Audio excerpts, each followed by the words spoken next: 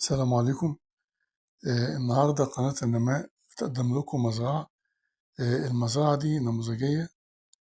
نقدر نقول ملهاش مثيل في المزرعة دي في وادي الملاك، بجوار مدينة العاشر. آه، المزرعة دي على الطريق الأسفلت مباشرة. الواجهة بتاعت المزرعة دي كلها مشاريع ومحلات.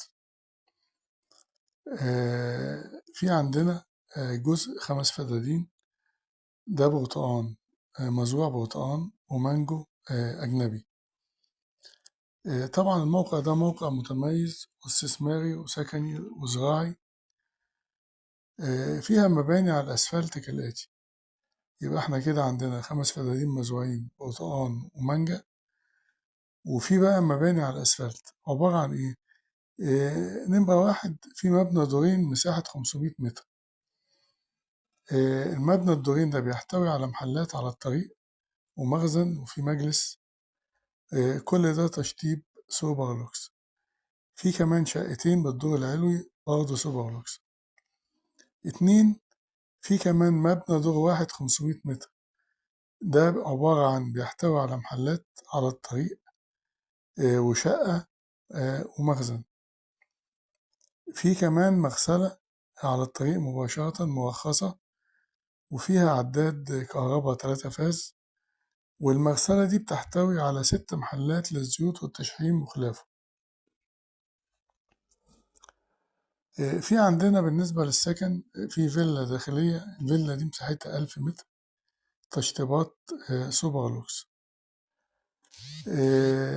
محاطة المزرعة دي محاطة بسور وبوابة ومدخل خاص بالفيلا.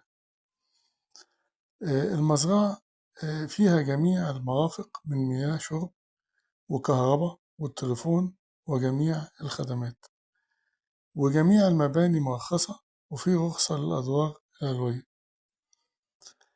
المزرعة دي عقد أخضر مسجلة شهر عقاري، وفي حيازة زراعية للمزرعة، ري نيلي.